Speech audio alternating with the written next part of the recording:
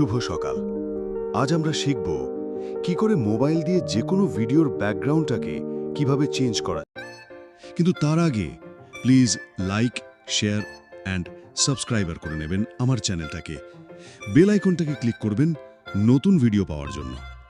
তো চলুন শুরু করা যাক।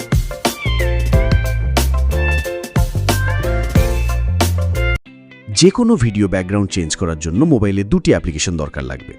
একটি হলো যে কোনো ভিপিএন এবং দ্বিতীয়টি হলো আমাদের ক্যাপকাট অ্যাপ্লিকেশন। প্রথমে ভিপিএনটাকে অন করে কানেক্ট করে নেবেন, তারপরে ক্যাপকাট অ্যাপ্লিকেশনটাকে ওপেন করবেন।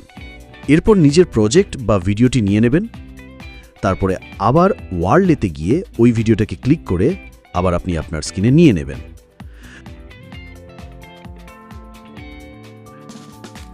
তারপর যে ভিডিওটি আপনি নিয়েছেন ওটি আপনার ফুল স্ক্রিন করে নিয়ে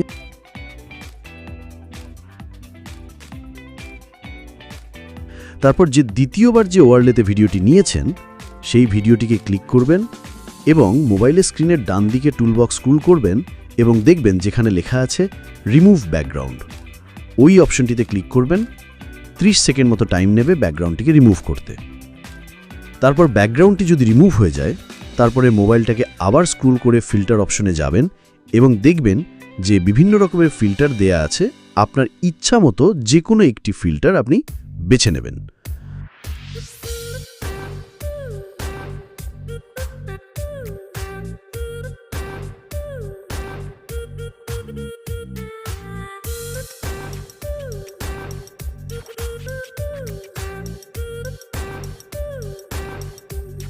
আশা করছি ভিডিওটি আপনাদের ভালো লাগে।